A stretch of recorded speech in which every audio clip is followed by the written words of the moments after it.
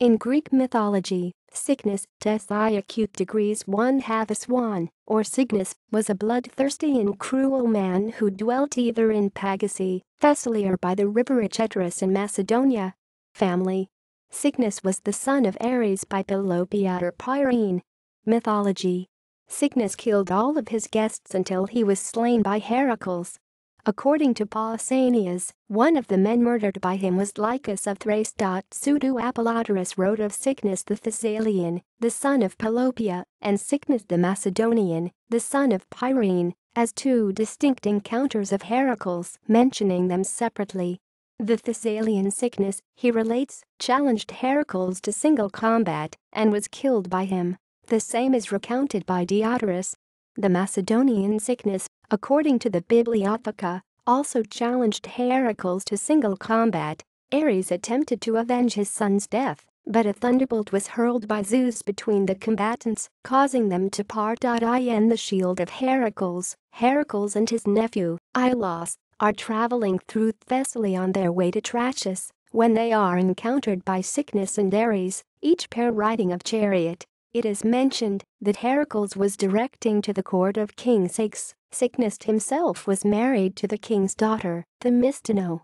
Apollo, whose Pagasaean sanctuary was next to the place where the characters meet, is said to have stirred Heracles up against Cycnus. Heracles accepts Cycnus's challenge, and as he puts on his armor to prepare for battle, Athena appears before him and tells Heracles that, should he kill Cycnus in the ensuing battle, he is to not take his armor as spoils, but instead focused his attention on Ares, as he will surely attack Heracles to avenge Cycnus's death. Heracles and Cycnus then clash in single combat. Cycnus hurls his spear at Heracles' shield, but fails to penetrate it, after which Heracles drives his spear through Cycnus's neck, killing him.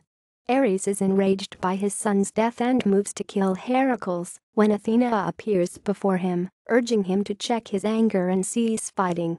Ares refuses to listen, however, and again charges at Heracles, hurling his spear at his shield. Athena, however, turns his spear aside.